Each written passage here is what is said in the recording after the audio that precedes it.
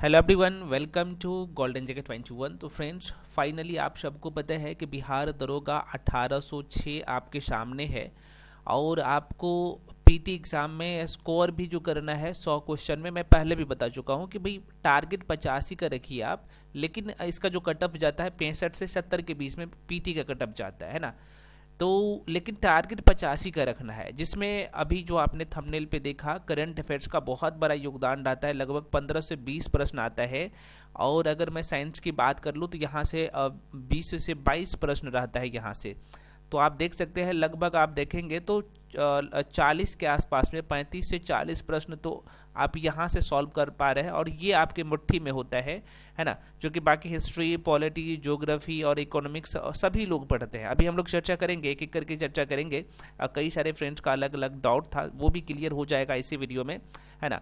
भटकाव में मत रहिए। कुछ लोग बोल रहे थे सर एनसीईआरटी हम कौन से सेक्शन के लिए पढ़े और कितना पढ़े, मैं आपको सारी चीज़ें बताऊंगा। और ये चीज़ें आपको हर जगह नहीं मिलता है, मैं पहले भी बता चुका हूँ। एनसीईआरटी का कौन कौन सा टॉपिक महत्वपूर्ण होता है जो आपको पढ़ के जाना है, मैं आपको विद प्रूफ के साथ सब कुछ बताऊंगा। अभी करिए, आपके पास अभी ही टाइम है, टाइम निकल जाएगा फिर दिक्कत होगा, ठीक है। तो चलिए एक एक करके हम लोग चर्चा करते हैं कि करंट अफेयर्स के लेके, साइंस के लेके और बाकी सेक्शन के लेके अलग अलग दुविधा है। नहीं तो अब जो लोग लगातार 10-10 साल तक, यार मैं देख रहा हूँ कुछ लोगों को 10 साल तक, 8 साल 10 साल टाइम दिए तो पर भी एग्ज़ाम नहीं क्लियर कर पाया। ऐसा नहीं कि उनके पास नॉलेज नहीं है, भरपूर नॉलेज है, एक छोटा सा गलती के कारण उनका सिलेक्शन नहीं हो पा रहा है। तो आप इन गलती से बचिए। और आपको पता होगा कि भाई कुछ लोग ऐसे होते हैं जो लगातार किसी मेंटर का सहारा लेते हैं और 4 से 5 महीने में एग्ज़ाम को क्लियर कर लेते हैं। तो इन चीज़ों से बचिए, गलती मत करिए। कैसे आपको करना है चीज़ें मैं थोड़ा सा आपको बताता हूँ, और विद प्रूफ के साथ क्यों ज़रूरी है, ठीक है। तो अच्छा, कुछ फ्रेंड्स का यहाँ पे ये भी डाउट रहता है कि सर अगर हम आपके साथ जुड़ के पढ़ना चाहे तो कैसे जुड़ सकते हैं। तो फ्रेंड्स, ये जो सबसे लास्ट में जो बैच शुरू हुआ था ये 18 दिसंबर से है। यहाँ पे 16 दिसंबर आपको दिख रहा होगा। सबसे लास्ट में बैच शुरू हुआ था, तो आप लोग इच्छुक है तो इसमें जुड़ के पढ़ सकते हैं। ये कंप्लीट बिहार एसआई का पैकेज है ना। और ये जो है इसका फ़ी बहुत कम कर दिया हूँ, 1599 है ना। अब यहाँ पे कुछ लोग बोल रहे हैं कि सर आप 1099 का जो बैच लेके आए थे वो क्या था। तो भाई उसमें जो है ना, अभी मैं अभ्यास सीरीज जो लेके आया हूँ, आप देख सकते हैं अभ्यास सीरीज में आपको सारे टॉपिक वाइज क्वेश्चन को सॉल्व करवाया जाता है। तो इसका जो फ़ी है अभ्यास सीरीज का 599 है। तो जो 1599 वाले बैच में है उसको अभ्यास सीरीज के लिए अलग से पे नहीं करना पड़ेगा। लेकिन जो लोग 10 से 99 वाले बैच में है तो उसे अभ्यास सीरीज में अलग से पे करना पड़ता है ना। तो ये दोनों बैच है जिनका बेसिक सही है, तो आप अभ्यास सीरीज में आ सकते हैं। अभ्यास सीरीज भी शुरू हो चुका है, सॉरी कल से ये अभ्यास सीरीज शुरू होगा। 599 रुपया इसका है, यहाँ पे फ़ी है अभ्यास सीरीज का। तो जो लोग इच्छुक है तो इसमें आ सकते हैं। यह स्पेशली बिहार दरोगा के लिए डेडिकेटेड बैच है, सारे सेक्शन इसमें इंक्लूड है। तो इसके बारे में जो भी इन्फॉर्मेशन चाहिए आपको यहाँ पे भी नंबर दिख रहा होगा, है ना। और जो लोग इस बैच में आना चाहते हैं, ये फाउंडेशन बैच है, एकदम जीरो से सब कुछ पढ़ाया जाता है। सारे सेक्शन आपका history, polity, geography, current affairs, science, math, सारे सेक्शन इसमें इंक्लूड है। तो कोर्स के रिगार्डिंग जो भी इन्फॉर्मेशन चाहिए तो आपको जो नंबर दिख रहा होगा 793417663130, ये जो नंबर आपको दिख रहा होगा, इस नंबर पे कॉल करके इन्फॉर्मेशन ले सकते हैं। और हालांकि मैं आपको बता ही देता हूँ, पेमेंट आपको इस नंबर पे करना होता है 7319924130। ये जो नंबर आपको दिख रहा होगा स्क्रीन पे 73 वाला नंबर, गूगल पे, फ़ोन पे, पेटीएम किसी भी माध्यम से पेमेंट कर सकते हैं। और उसका स्क्रीनशॉट करके नीचे वाला नंबर पे भेजिएगा। उसके बाद आपको बैच में ऐड कर दिया जाएगा। आपके मन में क्वेश्चन आ रहा होगा सर जो क्लास कंप्लीट हो गया है वो कैसे मिलेगा। तो भैया ऑलरेडी मैं उसका प्लेलिस्ट बना दिया हूँ बैच में। तो जैसे आप जुड़ेंगे तो आपको पिछले क्लासेज भी दिख जाएगा। जैसे एग्जाम्पल के तौर पर मैं कुछ चीज़ें बता दे रहा हूँ। यहाँ पे लोगों का डाउट रहता है कि सर हम पिछले क्लासेज कैसे कर पाएंगे, जो चूँकि ये बैच तो 18 दिसंबर से ही शुरू हुआ है ना। 18 दिसंबर 2024 से लगभग आप देखेंगे तो इसमें लगभग 5 सब्जेक्ट, 4 या 5 सब्जेक्ट पूरा हो चुका है। तो जैसे पिछले क्लासेस की मैं बात करूं तो आपको जैसे मान लीजिए आपको प्राचीन भारत पढ़ना है तो ऑलरेडी उसका प्लेलिस्ट बना दिया गया, क्लास 1, क्लास 2, क्लास 3 करके आपको दिख जाएगा। और जस्ट नीचे उसका कंप्लीट पीडीएफ भी आपको दिख जाएगा, है ना। मान लो कि आपको साइंस पढ़ना है ना, साइंस में आपको मान लो केमिस्ट्री पढ़ना है, तो आप जैसे ही क्लिक करिएगा तो आपको क्लास दिख जाएगा। यहाँ पे ये प्लेलिस्ट है और जस्ट नीचे इसका पीडीएफ भी, कंप्लीट पीडीएफ दिख जाएगा और क्लास भी आपको दिख जाएगा, है ना। तो आप उसके लिए निश्चिंत रहिए। और सबसे बड़ी बात है कि रिकॉर्डेड फॉर्म में सब क्लास रहता है, एकदम जीरो से सब कुछ पढ़ाया जाता है, और जितने बार चाहे वीडियो को उतने बार आप देख भी सकते हैं। तो मैं दोबारा कह रहा हूँ, जो लोग यहाँ पे ये जो बैच है 1599 का जो बैच है, अगर आप उसमें जुड़ते हैं तो आपको अभ्यास सीरीज अलग से नहीं लेना पड़ेगा। इसमें सब कुछ आपको यहाँ पे शामिल हो जाता है, मॉक टेस्ट, सब कुछ है ना। और जो लोग सिर्फ अभ्यास सीरीज में आना चाहते हैं तो आप इसमें भी आ सकते हैं, क्योंकि ये अभ्यास सीरीज के बाहर क्वेश्चन जाएगा ही नहीं, ये भी बहुत इंपॉर्टेंट है, मैं दोबारा कर रहा हूँ। क्योंकि इसमें सारे सेक्शन आप देख सकते हैं, पहला स्लॉट में आपको ये सारे सब्जेक्ट यहाँ पे कंप्लीट करवा जाएगा, modern history, Indian geography, biology, current affairs, है ना।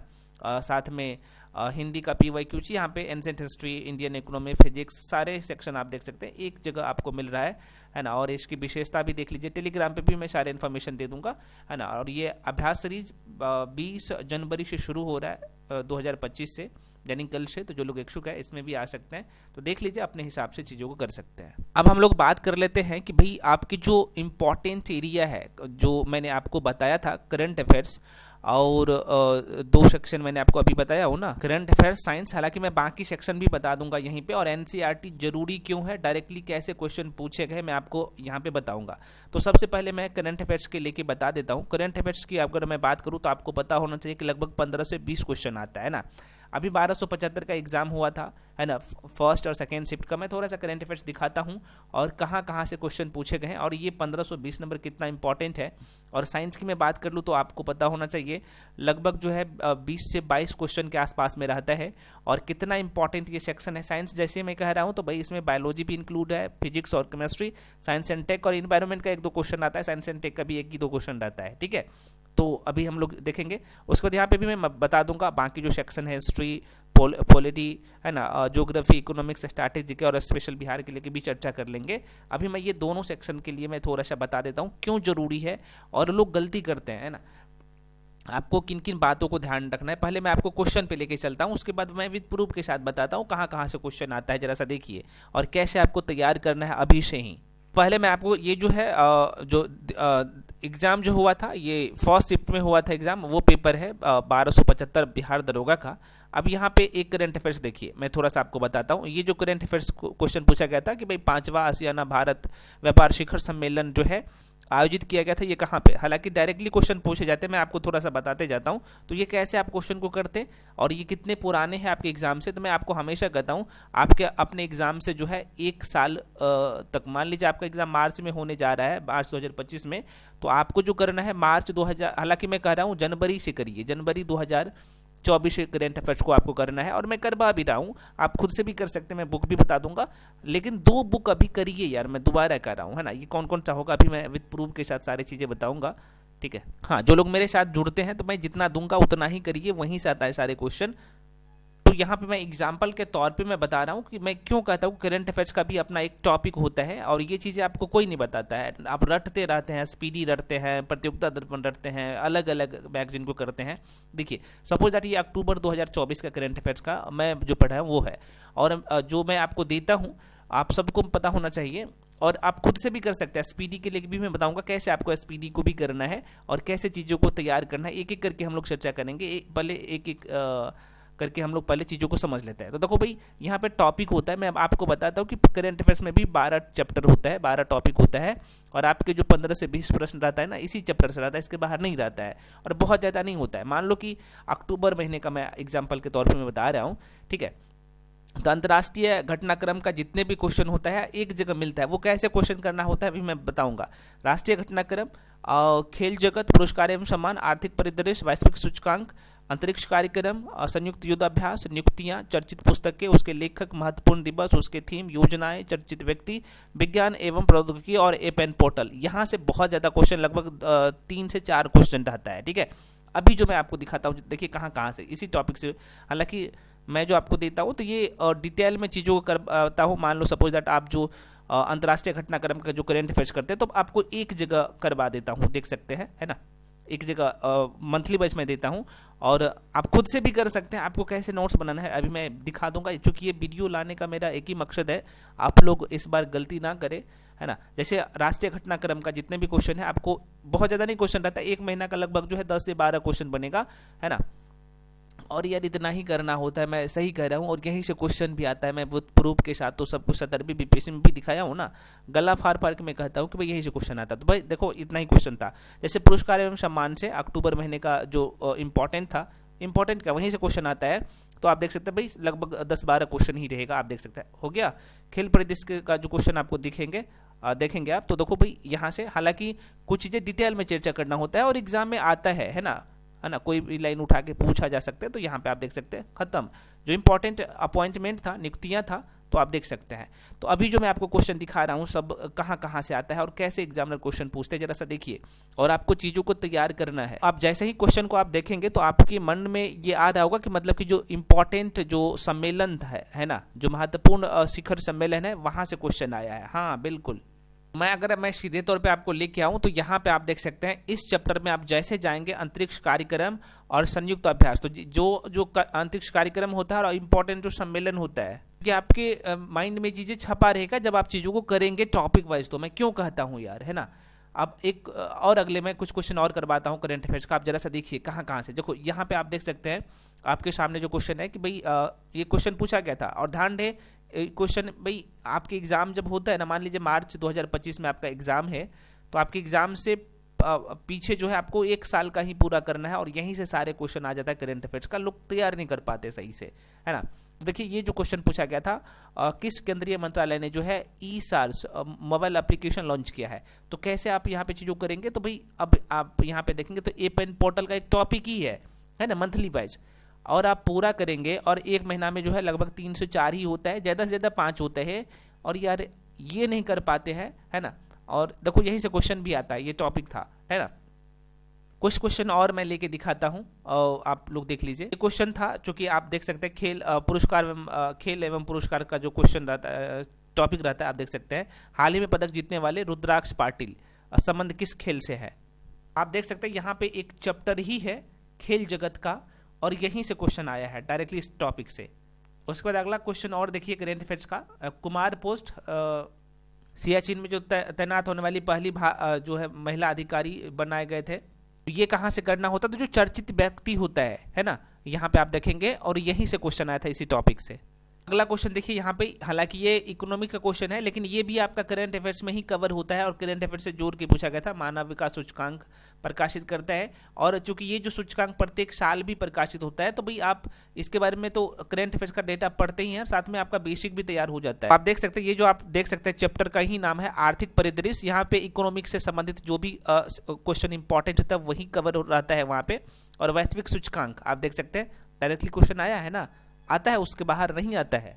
और मैं दिखाता हूँ, आप यहाँ पे देखिएगा, ये जो एप्लीकेशन था, ऐप था, स्वावलंबन 2.0 जो लॉन्च किया गया था, है ना। और विद द एप्लीकेशन मैं आपको कहता हूँ ना, और जो प्रोजेक्ट आप देख सकते हैं 75 किसके द्वारा लॉन्च किया गया था। और देखो मैं ये सभी का टॉपिक बताता हूँ। तो पहले यहाँ पे देखिएगा ए-पेन पोर्टल वाला एक चैप्टर ही है ना। आप यहाँ पे देखिएगा, मैं आपको बताया हूँ ना, देखो ये अंतरिक्ष विज्ञान एवं प्रौद्योगिकी और साथ में ए-पेन पोर्टल का एक चैप्टर ही है, और यहीं से क्वेश्चन आया है। 2 क्वेश्चन मैंने आपको बताया, उनके यहाँ से क्वेश्चन आता है, इसी को तैयार करना होता है। आपको पता होना चाहिए कि दिवस और थीम से, बीपीएससी में थीम से क्वेश्चन पूछे जाते हैं, और दरोगा में दिवस से प्रश्न पूछे जाते हैं, और थीम से भी रहता है ना।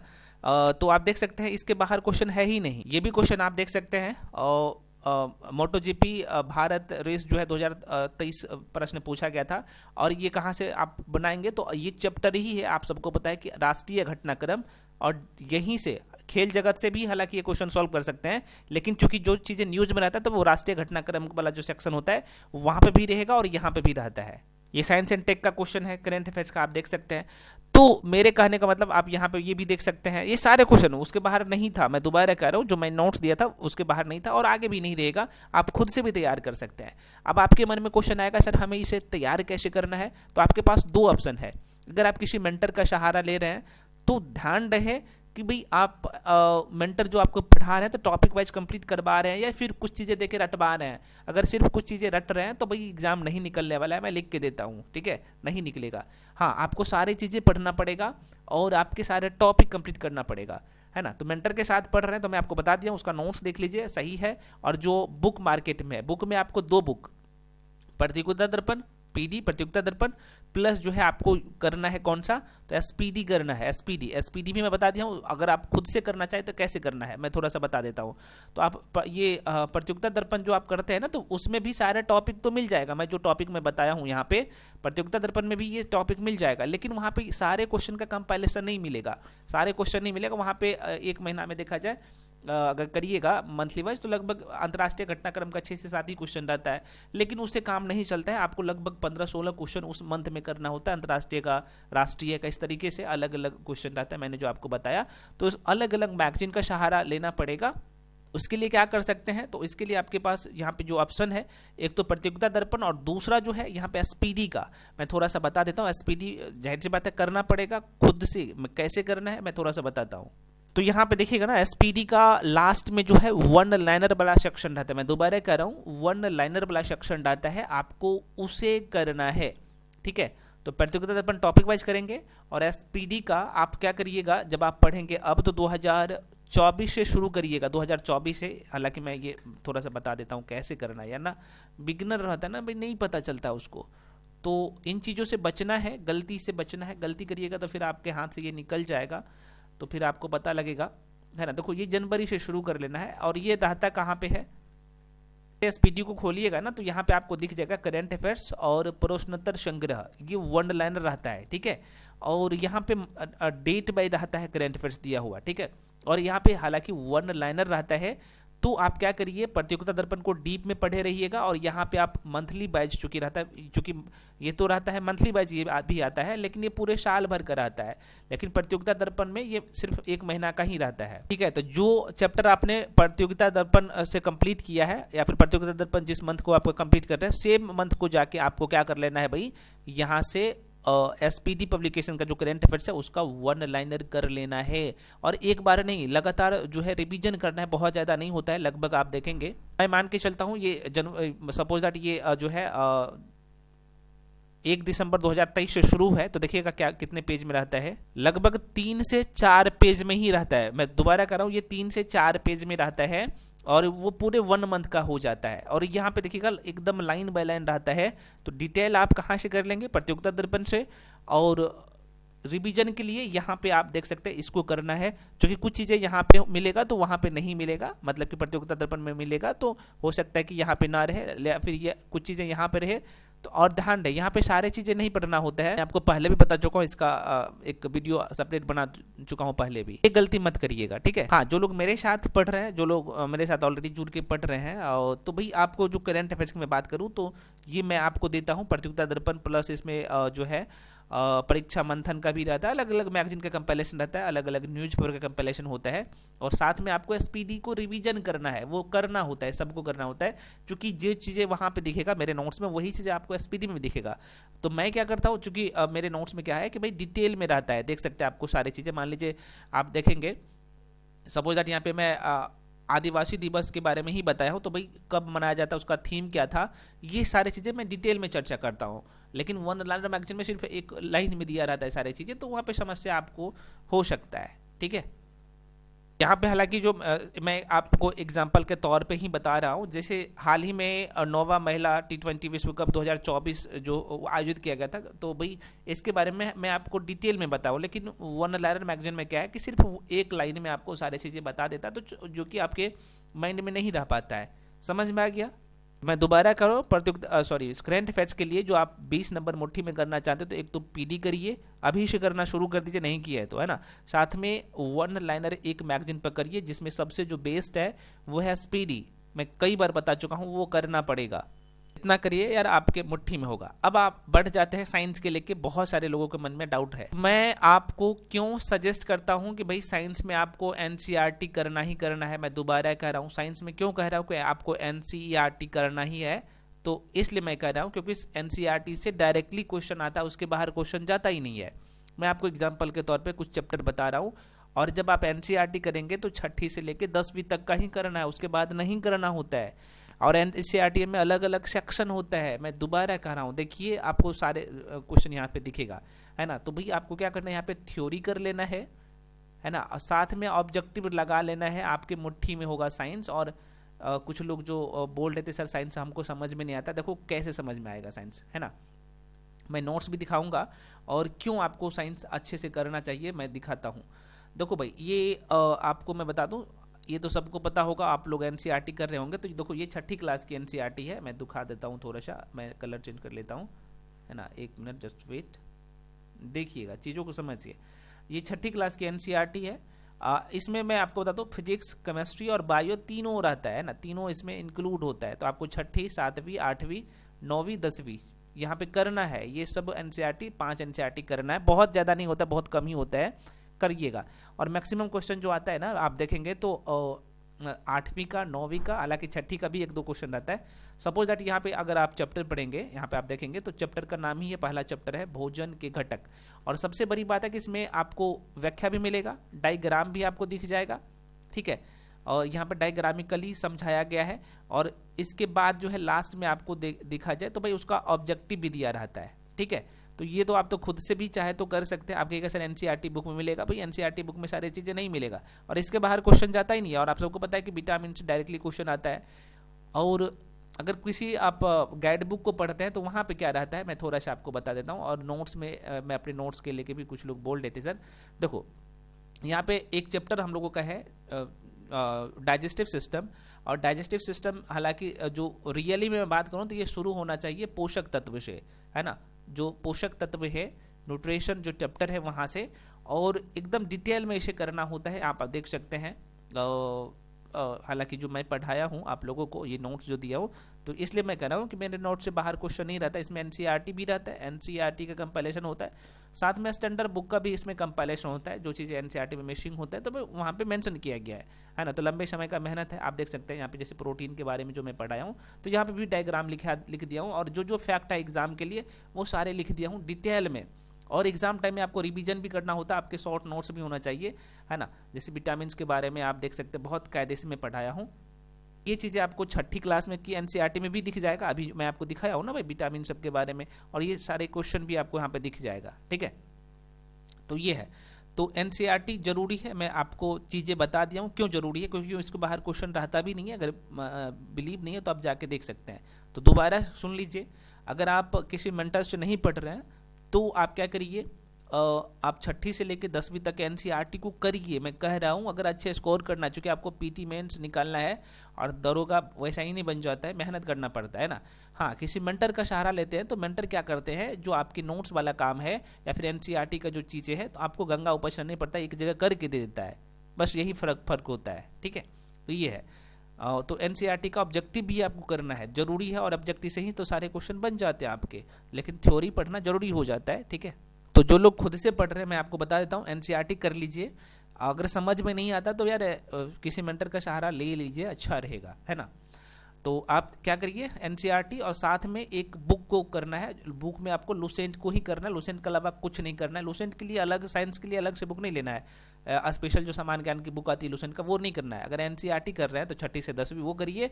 और लुसेंट की जो बुक है जिसमें सारे सब्जेक्ट है, ब्लू कलर की जो बुक आती है, आपको पता होना चाहिए और कितनी फेमस बुक है, उसको करिए। उसके अलावा कुछ मत करिए, हो जाएगा काम, ठीक है। अब हम लोग बात कर लेते हैं, ये तो था भाई साइंस। और ये साइंस में यहाँ पे मैं सबके लिए बता दिया हूँ, है ना। इसमें इन्वायरमेंट भी, एसएसएन टेक का भी क्वेश्चन सॉल्व हो जाता है एनसीईआरटी से, ठीक है, और ये हो जाता है। अब यहाँ पे हम लोग बात कर लेते हैं हिस्ट्री और ये सब। तो भाई हिस्ट्री के लिए लुसेंट बेस्ड है आपके एग्जाम के लिए, उसके अलावा कुछ करना ही नहीं होता है। पॉलिटी के लिए भी भाई लुसेंट काफ़ी है। ज्योग्राफी के लिए आप चाहे तो 9th क्लास और 11th क्लास की एनसीईआरटी कर लीजिए, हो जाएगा, उसके बाहर नहीं जाता। हाँ, लेकिन यहाँ से कुछ चीज़ें फैक्ट्स भी आपको याद रखना है, स्टैटिक जीके का। इकोनॉमिक्स के लिए भी एनसीईआरटी ही करना है, मैं आपको बता दिया हूँ। 9th और 10th और 11th का सिर्फ ऑब्जेक्टिव लगा लीजिए। और लुसेंट बाबा इसके लिए मैं बता चुका हूँ। स्पेशल बिहार के लिए तो मैं आपको पढ़ाता ही हूँ, आप सबको पता होना चाहिए। यूट्यूब पे फ्री में वीडियो पड़ा हुआ है, जाके देख लीजिए। उसके बाहर क्वेश्चन नहीं आएगा, लगभग 3 घंटा का वीडियो है, उसको देख लीजिएगा, 6 नंबर आपके मुट्ठी में होगा। जो लोग पेड क्लास में उसको तो भाई फ्री में कंप्लीट पीडीएफ वूडीएफ सब मिलता है, ठीक है। तो ये है, मैथ रीजनिंग अभी से पूरा कर लीजिए। तो भाई मेन जो मोटिव लोगों का था कि साइंस और करंट अफेयर्स के लिए क्या करें, मैं आपको सारी चीज़ें और सारे टॉपिक भी बताया हूँ। तो भाई आप लोग क्या करिए, भाई खुद से तैयारी करिए, मेहनत करना पड़ेगा। और ध्यान रहे, अभी क्या करिए, सप्ताह में एक टेस्ट लगाइए। जैसे ही नोटिफिकेशन इसके ऑफिशियल वेबसाइट पे आ जाता है तो क्या करिएगा, दिन में कम से कम एक टेस्ट तो लगाना ही है। 2 लगाइएगा तो और अच्छी बात है, है ना, और टेस्ट को एनालिसिस भी करना है, और PYQ आपका हथियार होना चाहिए, दोबारा कह रहा हूँ, ठीक है। तो PYQ आप BPSC का भी करके जाइएगा, अच्छे स्कोर करना है तो, है ना, अगर रैंक लाना है तो, फाइनल सिलेक्शन लेना है तो इतना ही काम करना है, ये बहुत ज़्यादा नहीं है। अभी आपको लग रहा होगा कि सर बहुत ज़्यादा है, बहुत ज़्यादा नहीं है भैया, बहुत ज़्यादा नहीं है, ठीक है, वो करिए।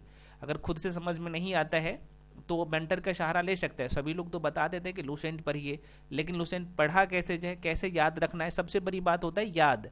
याद रहेगा तभी ना एग्जाम हॉल में क्वेश्चन को सही कर पाइएगा भाई साहब। तो याद ही नहीं रहेगा तो कितना भी मान लो 10 बुक पढ़ ली है और पता चला कि एग्जाम हॉल में गए हमें क्वेश्चन आ ही नहीं रहा है, कन्फ्यूजन में क्वेश्चन को गलत कर रहा है, तो नहीं होगा सिलेक्शन, कैसे होगा। इसके लिए बार बार रिवीजन करना होता है। रिवीजन के लिए सबसे बेस्ट जो तरीका होता है मैं बता चुका हूँ कि चाहे तो आप खुद से भी छोटा नोट्स बना सकते हैं, या फिर कहीं पे जुड़ के पढ़ रहे हैं तो उसका नोट्स होगा। अब नोट्स को ध्यान में रख के ये भी देखना है कि भाई आपका एग्जाम का जो सिलेबस है उसे फुलफिल कर रहा है कि नहीं कर रहा है, वो भी तैयार करना होता है। तो मैं आपको एक बात हमेशा कहता हूँ कि आप वैसे मेंटर को पकड़िए जो इस एग्जाम को ऑलरेडी क्लियर किया है, वैसे लोगों को पकड़िए, है ना। तो वैसे पकड़ने से क्या होगा, क्योंकि उनको पता होता है कि आपको क्या पढ़ाना है और क्या देना है, ताकि भाई एग्जाम में क्वेश्चन बाहर ना जाए, ये जरूरी होता है। तो आशा करते हैं आपको सारी चीज़ें समझ में आया होगा। इसके बाद भी जो भी डाउट या कन्फ्यूजन है आप लोग कमेंट सेक्शन में कमेंट करके पूछ सकते हैं। नोटिफिकेशन आपके सामने है, मैं पहले भी बता चुका हूं, और सरकार के द्वारा घोषणा भी किया गया है, सारी चीज़ें आपको पता होना चाहिए, है ना। तो अब देर मत करिए। और जो लोग 71वीं BPSC के लिए भी तैयारी कर रहे हैं भाई साहब, आपके लिए भी अच्छी अपॉर्चुनिटी है। आप देख सकते हैं यहाँ पे भी 153 DSP जो है 71वीं BPSC में इतना नहीं रहेगा, लेकिन कुछ उम्मीद है कि 71वीं भी DSP का पद रहने वाला है। और साथ में 502 पद तो आपको पता होना चाहिए। एक पद आया था 502 पद जो 70वीं BPSC में जुटना था, इसका नाम था सहकारिता प्रसार पदाधिकारी, है ना। ये चूँकि लेवल 7 का जॉब है और इसमें 502 पद था, तो कंफर्म है कि ये 71वीं BPSC में जुटेगा, है ना। तो भाई आप लोग तैयारी अच्छे से करिए। कुछ लोग बोल रहे थे क्या सर ये BSSC में जोड़ा जाएगा, भाई लेवल 7 का जॉब है। और हालांकि ये BSSC का जो BSSC फर्स्ट लेवल का जो भर्ती आया था, मतलब कि BSSC सीजीएल फर्स्ट जो आया था, उसमें ये पद लगभग 597 पद उस समय भर्ती करवाया गया था, है ना। लेकिन अब जो है ये BPSC में शामिल करेगा ये पद, है ना, 502 पद है। तो BPSC में भी लगभग जो है मैं कह रहा हूँ 1000 के आसपास में पद तो रहने ही वाला है 71वीं BPSC में भी, ठीक है। और दरोगा में तो आप सबको मैं बता ही दिया हूँ, आप देख सकते हैं 1806 पद का सब कुछ हो गया है, सब कुछ आपके सामने है, स्वीकृति भी मिल गया है, नोटिफिकेशन कभी भी ऑफिशियल वेबसाइट पे आ जाएगा। तो ये है, बाकी आप लोग समझदार है, समझ ही रहे सारी चीज़ें। तो आशा करते हैं आपको सारी चीज़ें समझ में आया होगा। इसके बाद भी जो भी डाउट या कन्फ्यूजन है आप लोग कमेंट सेक्शन में कमेंट कर सकते हैं, और सभी लोग टेलीग्राम पे जाके जुड़ जाइए, है ना। और जो लोग इच्छुक है, आपको लग रहा है कि भाई हमें मेरा तैयारी अच्छे से नहीं हो पा रहा है, हमें मेंटर का सहारा चाहिए, तो आ सकते हैं। क्योंकि मैं जितने बार इस एग्ज़ाम को दिया हूँ उतने बार बहुत अच्छे नंबर से क्वालिफाई भी किया हूँ, आप सबको पता भी होगा। और 1275 का भी मैंने मार्कशीट आपको दिखाया था, है ना, PT मेंस दोनों का, है ना। लगभग 78% मेरे मार्क्स तो PT में है, लगभग 83% मार्क्स मेरे मेंस में था, है ना। तो देख सकते कट ऑफ से बहुत ज़्यादा मार्क्स था, मैंने आपको सारी चीज़ें शेयर भी किया था। तो आप लोग बाकी समझदार है, और मैं पढ़ा था वही चीज़ मैं आपको भी पढ़ा रहा हूँ, वही नोट्स देता हूँ, है ना। और मैं तो आपको जो देता हूँ उससे बेटर ही देता हूँ, ताकि भाई आप लोग का एग्जाम में क्वेश्चन मिस ना हो। और जो पढ़ के जाता है वहीं से क्वेश्चन आता है। लोग 1275 में भी सिलेक्शन लिए हैं, बहुत सारे लोग सिलेक्शन भी लिए हैं, ठीक है। खैर मैं ज़्यादा प्रचार प्रसार नहीं करता हूँ अपना।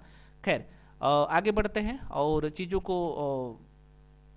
आप लोग समझिए, आप लोग बाकी समझदार है, ठीक है फ्रेंड्स। तो आशा करते हैं आपको सारी चीज़ें समझ में आया होगा। इसके बाद भी जो भी डाउट या कन्फ्यूजन है आप लोग कमेंट सेक्शन में कमेंट कर सकते हैं, और सभी लोग टेलीग्राम पे जाके जुड़ जाइए।